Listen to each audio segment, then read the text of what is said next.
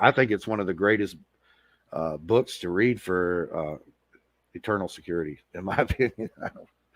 Hebrews 10 just tears it up. So Well, I mean, wouldn't that be the Jews then? Like, I don't understand that. What does that mean anyway? Like, re-crucify? That's how I basically, think of it basically, always. basically saying that what he did wasn't good enough.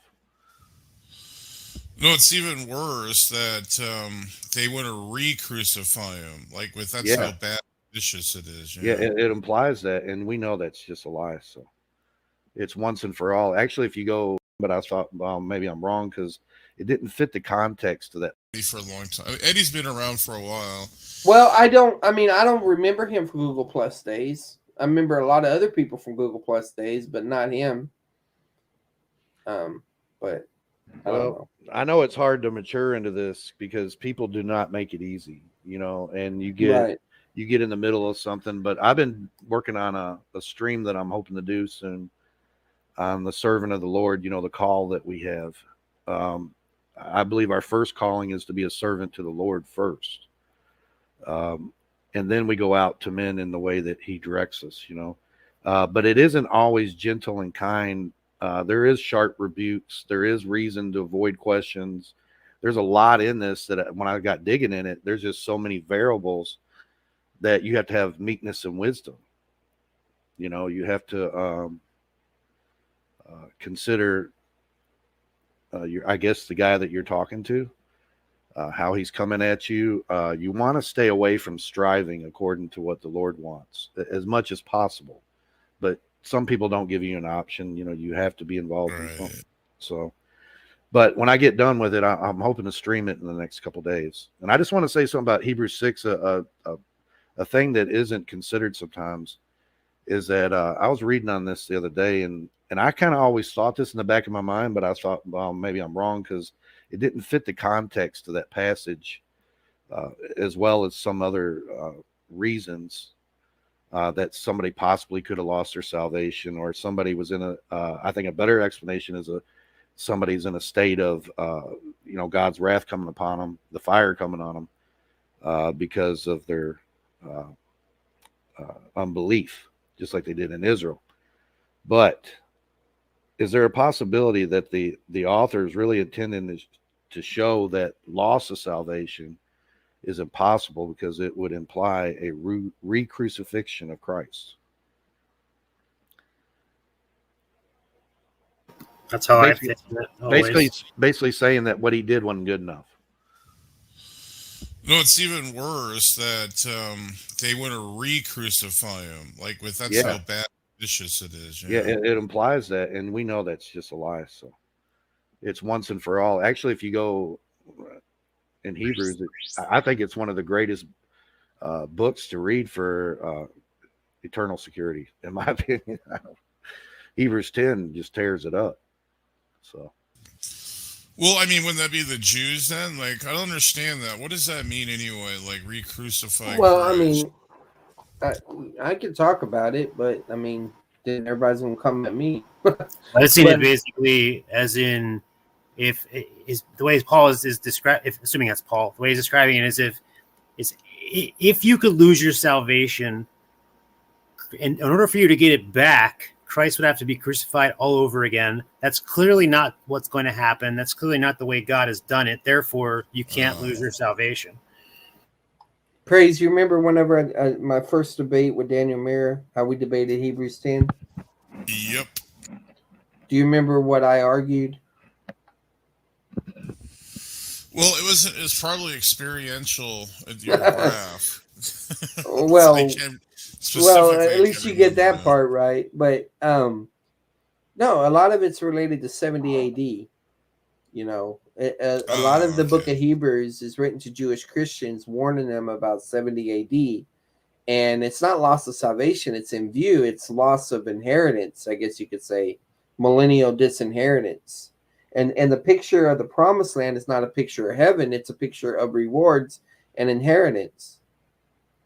So, Yeah, that's interesting. I think there's some merit to that too. Yeah.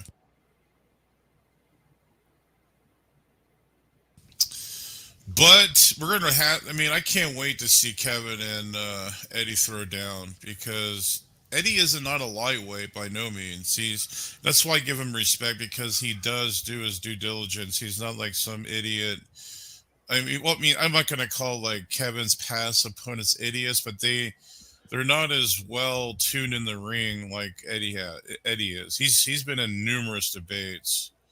I So want. Kevin, like, Well, the reason yeah. I asked if he debated that because I'm like, well, maybe he wants to debate me. I was just wondering. Go I, Oh, ahead. that I'm, would be interesting. Yeah. I, yeah, I don't really know Eddie that well. I've seen him in a couple of rooms have some discussions and definitely have some disagreements, not just in this area but other areas as well, if I remember. But one of them is this idea that eternal security is a Calvinist thing, and I say no. I mean, there wasn't even any Calvinism, if you want to put it that way, when this teaching started first being spoke about. I mean, you got so many people who predate John Calvin that spoke in the fashion that we're talking right now. You got your writings of Irenaeus. I think the name I was trying to think of before is Fulgentus of Rusp. I think his name was 400 AD, somewhere around there. And even in some of his writings, he speaks about the security of the Holy Spirit, of the one that has with God. Clement of Alexandria. I mean, there's several of them out there. Now, obviously, if you look at some of these early church fathers' writings and stuff, you're going to come up with some other stuff that we disagree with. Baptism, baptismal regeneration, and all that other stuff. But all I'm saying is that this idea that this is specifically a Calvinist thing is absolutely ridiculous. It's not. It didn't start with John Calvin. Okay, so it's insane. It's insane. All you gotta do is do the research. You'll come up with all kinds of It writings. started with Klein. I'm just kidding. It was a joke. I thought it was a Jesus thing. Yeah. Yeah, I agree to that. And the other thing is, you guys please help me out. I'm being serious when I ask this question. Eddie was accusing Kevin because Kevin was presenting an argument. He brought the scriptures and he said the scripture says this, therefore we cannot lose salvation. And then returns by saying, well, are you infallible? And Kevin says, no, of course not. And then he says, then since you could be wrong about your interpretation of the scripture, therefore your argument is not sound, and therefore your argument is destroyed. Well, you want to make no sense to me at all. Somebody help me out here, please. Whoa, there's an echo. Got a bad echo somewhere. Oh, it was rock. Yeah, so somebody help me out here. I'm not super philosophically minded, with regards to.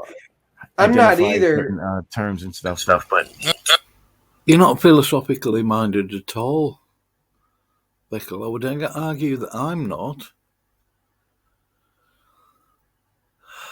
You don't understand syllogisms and arguments and stuff. You proved that already with Tom Rabbit and Jack Angstreich. You're an idiot, essentially. Thick. And you'll keep blabbering and blabbering on and heckling and heckling. It's usually all you ever do. Now, I wonder why praise hasn't... because you came in after it'd been going on about Calvinism, Leighton Flowers, and this, that, and the other. You don't call out praise on his false teaching of annihilationism or olive and sparrow. None of you do. Neither does this greaser, layman sumpenary wit. Why are they frightened of praise, olive and sparrow? Are you all annihilationists?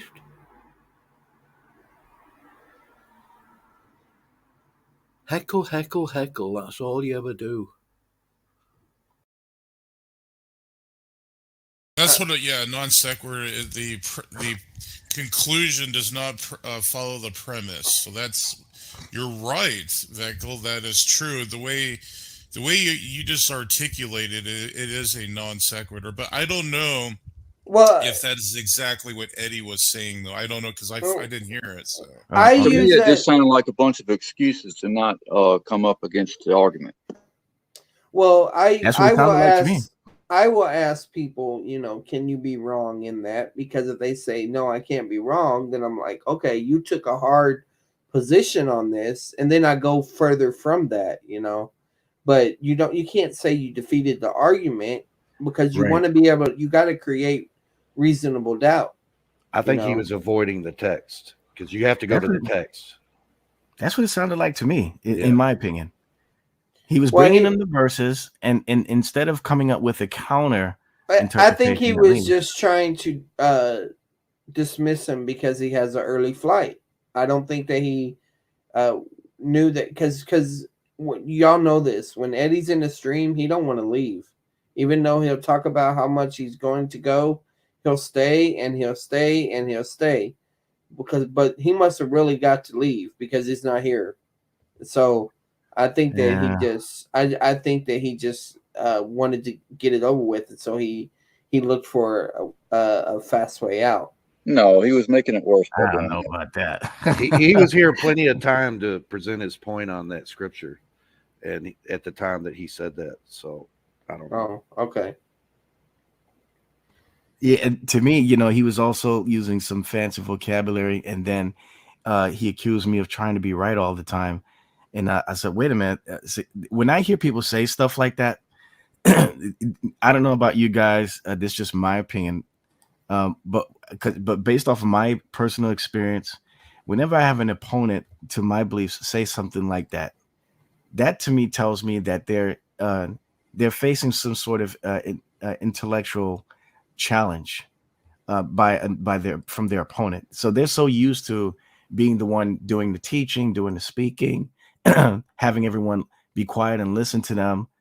But the moment they come across an individual who can challenge them philosophically or intellectually, they then feel some sort of intimidation.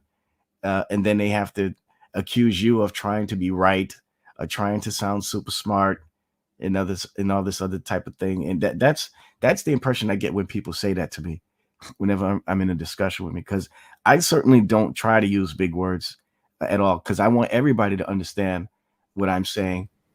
Not just my interlocutor, but also people listening in. So Yeah, I can appreciate that, Veckel, right? Where you're trying to speak on a comprehension level where everyone can understand what you're saying. Like, I think that's a good thing to do.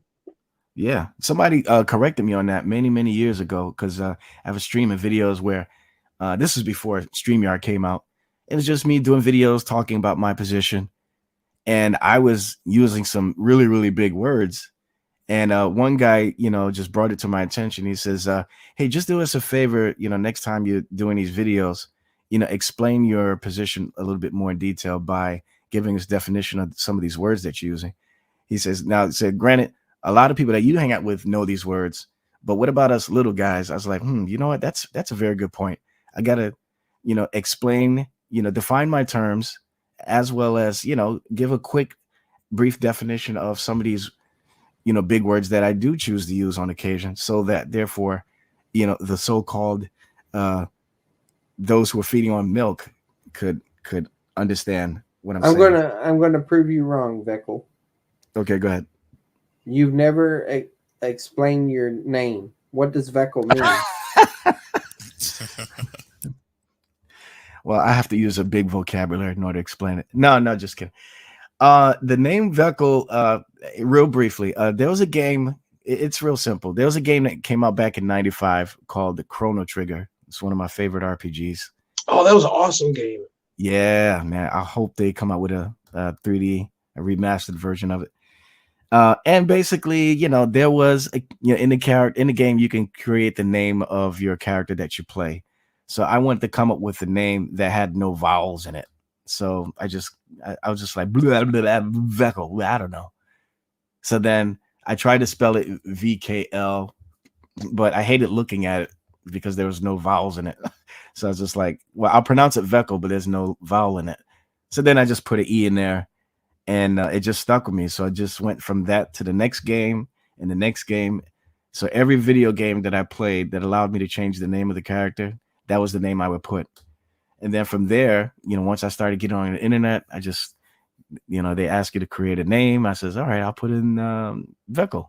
So you're telling me in none of your anime you don't have that character name? Yeah, absolutely. The character you see in my avatar right now. Right. Okay. All right. So yeah, I mean that's the part I get, but that's cool backstory. Well, mine's from a video game too, and I just realized yours is almost an anagram for Kelv. Yeah, that's right. I see that. Hey, Veckle, are you happen to be originally from California? No. Okay. He's a New Yorker.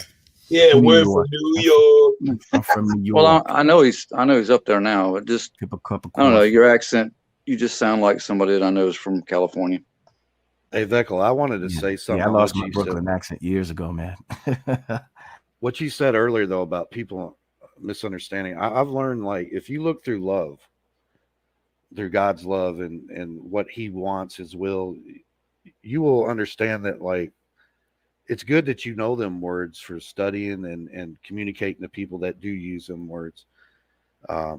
But the main focus is always that people understand, or you're just like a tinkling cymbal or a sounding brass, because you're not looking through the eyes of love. If you look through the eyes of love, you want to break it down just like where even the smallest minded person can grasp what you're saying. I learned that. Yeah. Well, Kevin, are you set to go Tuesday 9 p.m. though? Because I want to make sure to confirm with you that. Yeah, that's fine, dude. When is it? This Tuesday? Yeah. Yeah, I'll try to put together a different presentation that I haven't used before. So I'll try to make something new. He will be your toughest match. I'm letting you know that. He's going to be tougher Dude, than Gavin. I guarantee you. But just go back. He's not going to have any new talking point. He's going to use the same conditionalist passages. He's going to run to Hebrews 10, Hebrews 6, Romans 11, John 15. He ain't going to bring up nothing new. Trust me, dude. I think the only thing new that he's going to try to. The other ones. I mean, it sounds to me like, and I think Charles brought this up earlier. Charles, what did you say? One of his tactics is to try to attack your position ethically. Well, it's basically how he thinks. He thinks concerning logical fallacies. He wants to use logic. Yes, right. Yeah, well, you're not having a philosophy debate. It's supposed to be a doctrine debate. So. No, but Charles is saying that's the way he thinks. Yeah, so he's gonna most likely. You should expect this. He's gonna say the thesis for Could you this be debate. wrong? The thesis of this debate is like this. Here's the syllogism for what I'm saying.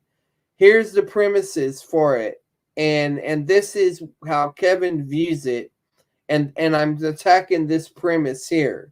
The reason I'm attacking this premise is to show that Kevin does not have epistemic humility because he's taking a stand on something. He doesn't believe he can't be proven wrong, and therefore his position from that standpoint is not falsifiable. There's nothing I can say that would prove Kevin wrong from Kevin's perspective.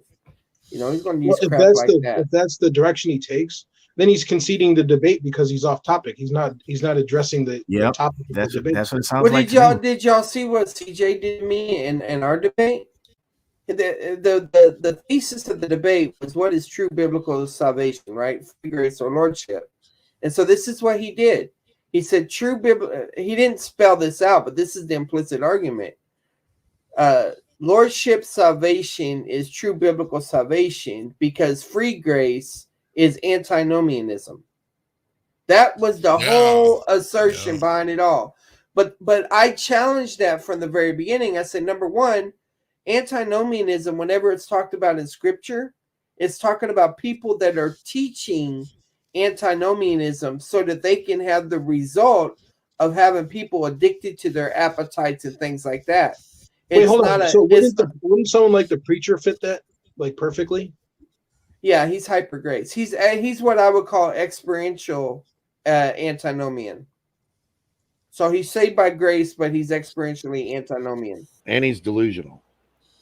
Yes.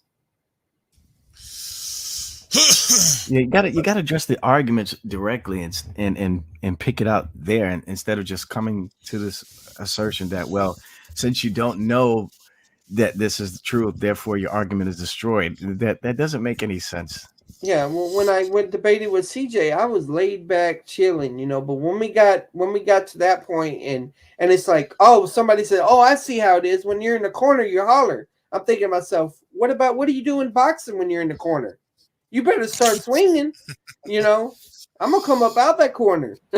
Hey, Kevin, why don't you just come on this debate and go John 10, 28 through 30 and drop the mic and walk off? He's already did that though. Like, that's what I would do. Yeah, I've already used John.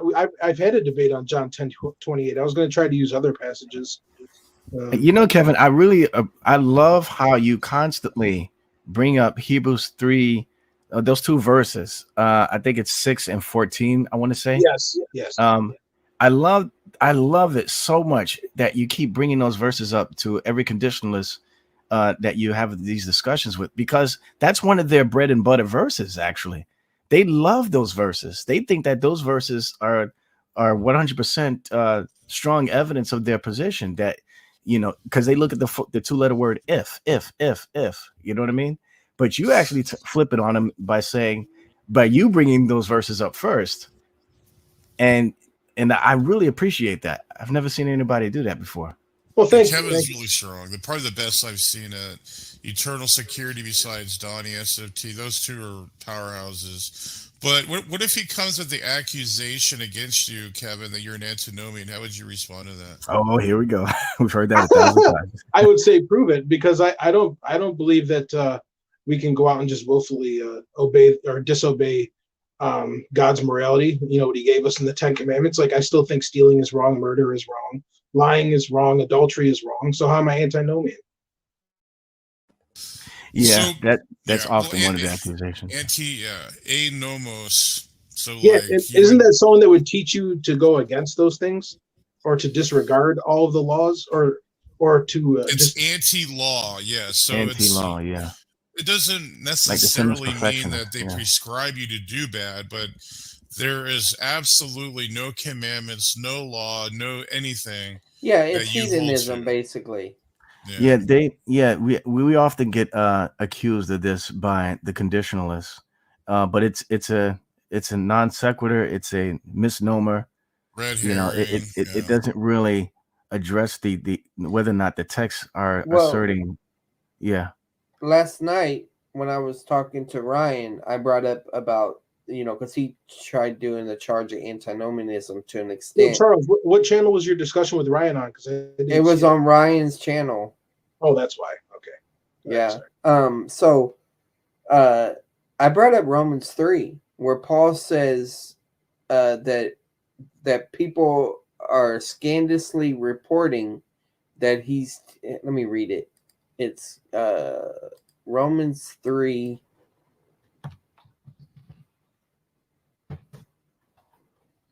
Come on, computer.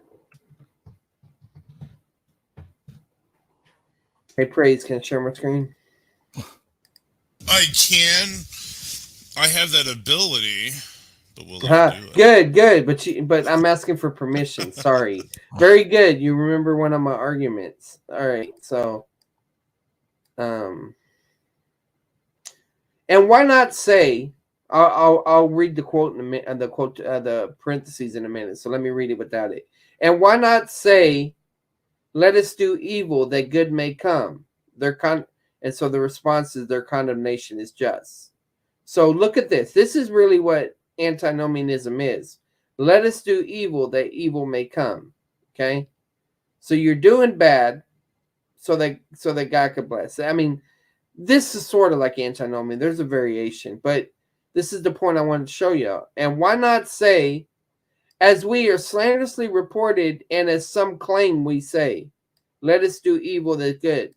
So what I said was, look, if I can't get mad if people call me antinomian because it happened. Charles, what verse is this? It happened to Paul as well. What verse? Romans 3:8. Okay, I've never seen ESV. Is that the ESV? ESV? This is the NASB. But I can bring up the Greek and translate it. Yeah, the King James says, and rather not, as we be Yeah. slanderously reported, Right. and as affirmed that we say, let us do evil, that good may come. Right. Let me Yeah. try to bring it up. I think, I agree with that, Charles, that conclusion of yours. Yeah. That's interesting. Yeah. Oh, I'm sorry. I'm not disrespecting the translation or anything. I've never seen it worded that way. Well, now you made me curious. I had to translate the whole book of Romans for Advanced Greek too, so I'm curious. 8. Yeah, that antinomian accusation, I shut down real quick. I've learned antinomianism. They believe that if you obey sin, you call sin a sin. Ain't that what they said? Wait. Say that again. No. If you obey sin, you call sin a sin. Yeah. Wait. If you obey sin. He said sin doesn't exist because he's saved. Yeah, So, but then he admits but to if still he- doing the if he same called- old things, but it's if no he longer called it- considered sin. Yeah, if he's sitting there smoking crack and he says it's a sin, then he sinned because he's Right. calling sin a sin. I got you. Yeah. Okay, so here's a verb. Let's see if there's any. This is an infinitive. Verse 7, for if the truth of God hath more abounded through my lie unto his glory, why yet am I also judged as a sinner? So the difference between the NASB and the Greek and the King James is basically one saying, let's not do this, let's rather not have this be said, and the other one saying you're commonly accused of that because of your belief, right? That's what it sounded like. I'm gonna put them parallel so I can look at it better. Yeah. Hook us up with that. Yeah. Whenever you have a hina clause and also the subjunctive, it's always a conditional clause. Would you agree with that, Charles? What do you mean by conditional?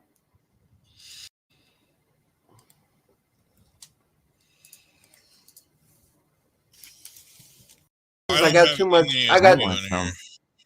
Oh, you don't have NASB? That's a lot of syllables right there.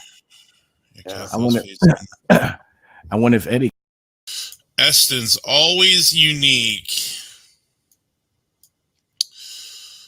Kai Eston. Oh, yeah, man. This is okay. Where's the King James? It should be because this is interlinear. Wait, the Greek word for evil is kaka? Kakos, yeah. Oh, that's awesome. I had no idea. Yeah, that's how I memorized it. All right. Chicago. Shakaka. Chicago. All right, I'm gonna go. The web is also, I think, a pretty good one. Let me see what it says. What is that? What is the? Well, they slander us with this because we preach. Let me say, God is not unrighteous, whether it's nations or individuals. And then explain. He's being sarcastic here because Paul's not actually lying. God's truthfulness glorifies him even more. Why am I still being condemned as a sinner? Or can we say, as some people slander us, by claiming that we say, let us do evil, the good may result, the deserve to be condemned? All right. Let's see what else I want to show you. Go to the end of Romans 3.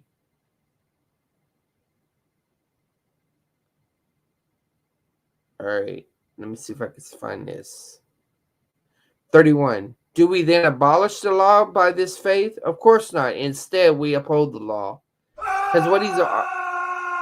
Oh, that scared the crap out of me. What was that? Somebody just went to hell. Man. It's all caught on tape. Dang. That was the sound of... that gave me chills, theology being destroyed. That gave me Yeah, chills. the question from here is on whether it's eternal or not. Are they going to keep falling, or is it only temporary? Right, Chris State. Okay. I think Paul's making two very clear points, though, that since there's only one God who will justify the circumcised on the basis of faith, and the uncircumcised on that same faith, he's saying, yes, it is freely given, and yes, we are eternally saved, but we still believe in upholding the law. But I'm better than those. Well, yeah, the law here that it's talking about is not the Mosaic law. It's talking about the law of faith, or because that's what's involved as well. Because he's going from the idea of the covenants. So yeah, he's basically saying God is righteous. Yeah, in but what he's doing. our faith teaches us in order to love is obedience to the law, right? Well, what do you mean by law? The 10 commandments. Yeah, well, not the 10 commandments, but the moral commandments. Well, whenever I see the law, I just, whatever responsibility it is for us to follow. Well, what I mean is you have a conscience about it. You're not going to go steal from somebody. You're not going to be able to fornicate or anything without a conscience about it because you know it's against God. Well, I mean, and it's not. I think that's what Charles is saying, right? But you can. I believe your conscience can become seared. I believe that you can ignore God, and eventually, He allows you to continue in your ways. You're still eternally secure. Man, what is this? The Halloween? Now they're whistling from hell. Okay. Well, dolphin. Flipper. Sin has its own consequence, doesn't it? I mean, when you your sins will find you out. That was I don't think God's sitting up there going, okay, I'm going to judge him for this. No, he's just going to let you, if you don't want to repent or you don't want to turn from it, he's going to allow you to find the ways, the end ways of that sin. So yeah, Numbers 32. God is a perfect parent, and so he uses corrective measures. So like one time when I was young, I broke a window, not even intentionally, but I broke a window, and so I could have. There's different natural consequences. One, I could have, went to jail or something like that, or juvie. Or number two, I have to pay for the window, but because I'm a kid, Or number three, I help my father put in the window or something like that. There's different things like that. But the whole purpose of doing that is for me to learn the lesson, to respect property, to accept responsibility for your actions and things like that. So even punitive measures, even if it has to do with deterrence or whatever, it's part of God's goal for us. So it isn't like, okay, God has punished you because of sin you just committed. No, he's disciplining you so that you don't continue in the path of that sin. Hebrews chapter 12, verses 5 through 11. Whatever the heck sound Stop it. That's Gavin's wife screaming for help. Oh, while he's on top of her? Oh. Get over here, woman. Shut your Don't breathe. You stop breathing while I'm on top of you. Submit to me, woman. Submit to me. What's the matter? You got too much of my chest here in your mouth. Oh my gosh. Oh my gosh, I needed that. Stop hanging around with those internal security guys. I gotta get out of here, man. God bless you guys, man. I'll listen from the outside. Get ready for your debate too, man. You're gonna be on the block here with that one dude, Brian. So yeah, man. Oh, you're still debating him? If it's gonna happen, yeah. I haven't put my notes together yet, but well, it won't be on his channel, that's for sure. He won't debate on SFT's channel, and he won't debate on Praise's channel. I think that John Spot. Who's John Spot? John Spot? Oh, that's Taylor. Yeah.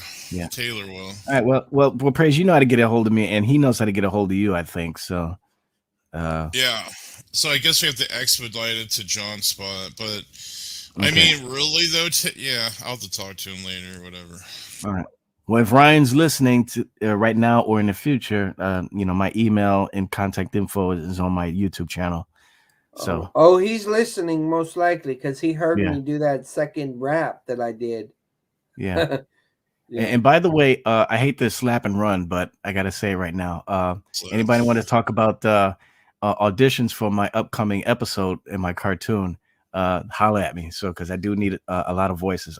The voices in my head are not enough. So, I'm down, bro. Is that a nice way to say we're a bunch of characters? I told you I was slapping and running. Let me get the voice of like the most obnoxious scumbag on your cartoon. Well, the Antichrist character is already fulfilled. So, Oh, That's me. I'm playing that character. So, no, but yeah, no, seriously, I do need some voices. So I'll probably post another video soon, reminding people of that in the future. So there's tons of room. A lot. She would volunteer. Okay, so. cool. Guess I should sub you channel already, shouldn't I? Yeah. God bless you guys. I gotta head out. God bless you, man. Take care. All right. Yo, shalom, brother. So he's gonna have a bunch of Southern voices in it, and him being up there by New York or whatever. It's gonna be like that movie, The Cowboy Way, with Woody Harrelson. Yeah, I should audition. How could anyone not like Veckel, man? Like, so whenever someone comes against Veckel, I know that they're on the wrong side. Probably. Dude, Veckel's a pretty chill dude, man. I don't know and he said chest hairs in your mouth. Who said that earlier, dude? I started thinking, was it Step Brothers or something when they were playing basketball? That's the sweat. Yeah. That was the worst thing ever, man. Oh, that was so bad. Yeah, Eddie Brufex, bro, watch out, man. I'm gonna get your drum set, bro.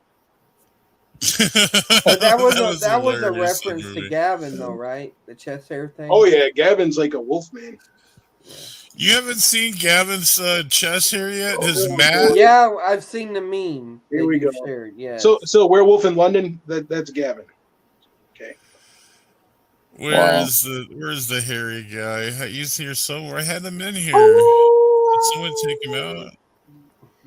Oh, there he is.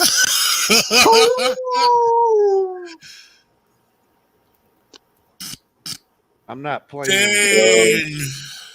I'm not playing basketball, that guy, and if I had to, I would definitely not be scared. I don't want to make fun of him because I don't want to look like him one day. That's epistemic humility. Yeah.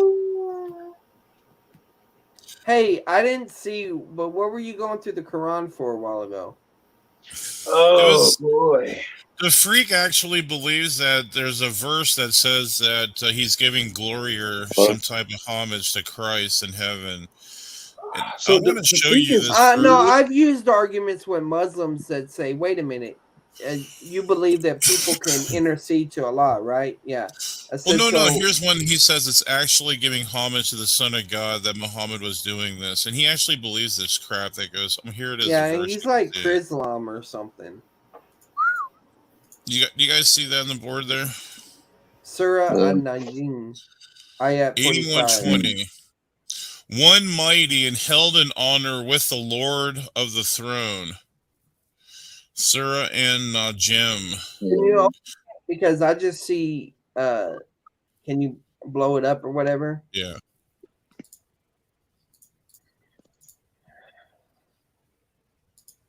Maybe it's a little bit too big. That looks like a summary of it. Open up the actual Quran. The second one has tafsir, commentary. How do you know? That's the name of it. Takwir. All right, here's the verse. Okay. An overthrowing. Who is possessed of power and with the owner of the throne secure in possession? Was that a question or a statement? I mean, guys, we don't study the Bible out of context. Let's back it up and let's read the previous statements. Is there a way you could turn the interlinear off? I don't know. Sorry. You don't have. Unfortunately, a good part of the Quran has been mixed up like Nostradamus' prophecies. I think it's a ridiculous assertion. I think it's unfounded at best. Just don't type in 20. Just type in Surah 81, and it'll bring up the whole thing, sort of like how Bible Gateway does. Okay. Study to show thyself approved unto God, rightly dividing the Quran.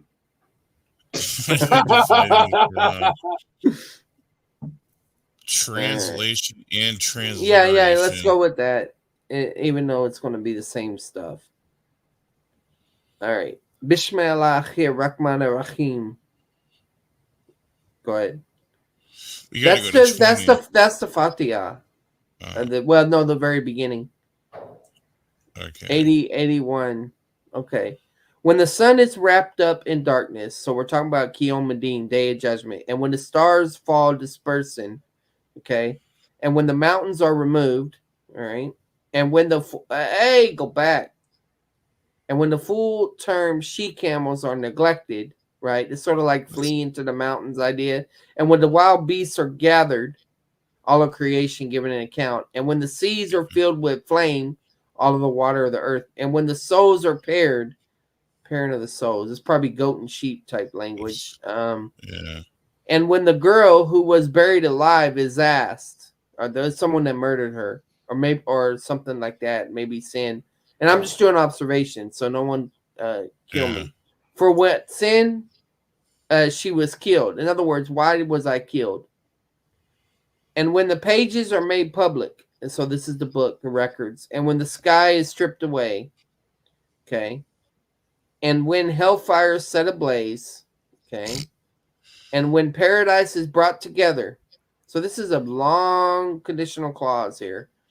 So then a soul knows what it has brought with it, okay.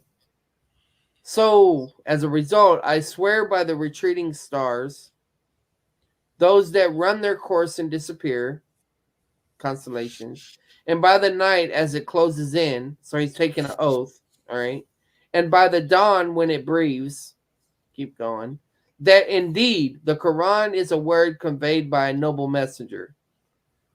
Who is possessor? Is he? That's a reference to the one that conveyed the Quran. Who's the one that conveyed the Quran? Who's the noble messenger? Who's the Rasul? Gabriel. This is what I was telling you. Well, yeah, or it could be a reference to Muhammad himself. Depends if the passage is attacking Muhammad. Peace be upon him. Who is possessed of power and with the owner of the throne secure. Okay. Yeah, you're right. It would probably be Gabriel. Because they'll try to say that he's the Ruach HaKodesh, the praise. Holy Are you Spirit. down to watch an episode of Muhammad's Boom Boom Room? Obey there in Gabriel the one. heavens. Gabriel one is hysterical. Oh my goodness. Boom Boom Room. What the hell? That sounds funny. Have you never seen those? Praise. I love the Satan episode. It was hilarious. What's the Boom Boom Room? It's the angel Gabriel. You've never seen Muhammad's Boom Boom Room? I've never seen it. No. Oh, never man. Oh, wow. Come on, man.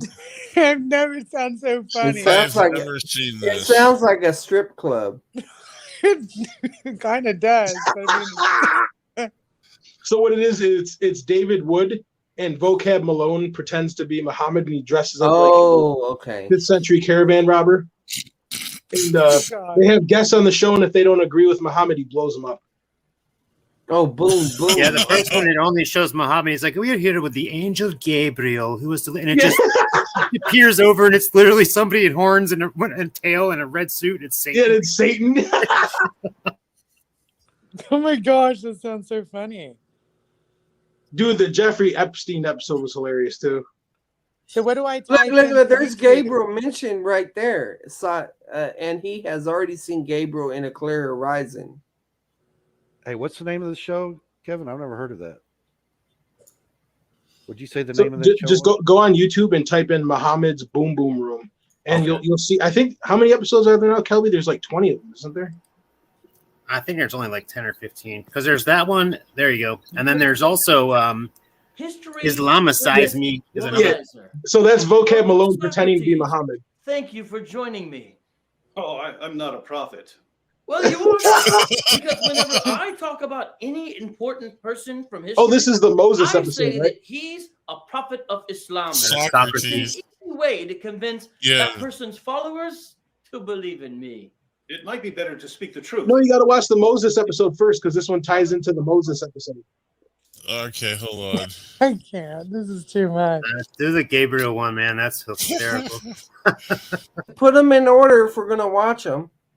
Well, I did the first one. I mean, someone, I can't see the order. I mean, it looks like they did the wrong order there. So, Well, because David Wood deleted his channel, but he's uploaded them onto his second channel he's made now. Not or all. what about? Or it might be on Rumble. I'm surprised he hadn't got death threats or something. Oh, he has. Oh my. all right, here Well, we go. he responds to death threats by making shoes out of Quran pages. No, that's awesome. Welcome to Muhammad's Boom Boom Room, where all of my guests either agree with me completely or they go boom. I am your host, the Prophet Muhammad, peace be upon me. And with me now is one of Allah's greatest messengers. He led the children of Israel out of Egypt, and he wrote about me in the Torah. He is Prophet Moses. Moses, This is so what happy the to freak have says. Did you say I wrote about you in the Torah? you. Moses, has anyone ever told you that you kind of look like Socrates? He's talking about Deuteronomy Yes, I 19. do get that sometimes, but as you can see, I'm wearing some sort of ancient Jewish head garment, thus indicating that I am not Socrates, but Moses. Socrates came Hard to before. argue with that airtight logic. Now, what were you asking? I asked what you meant when you said that I wrote about you in the Torah. That's an easy one. Don't you remember when you wrote about my huge mole in the Torah? Holy moly. Yes, it's my holy moly. No, you didn't let me finish. I was going to say, holy moly, how can anyone believe in a man whose main line of evidence is an enormous mole? But it's in the Torah. No, it isn't. So you're saying that the Jews have corrupted the Torah and removed all the prophecies about my gigantic mole? Not what I was saying at all, but your book claims that there are still prophecies about you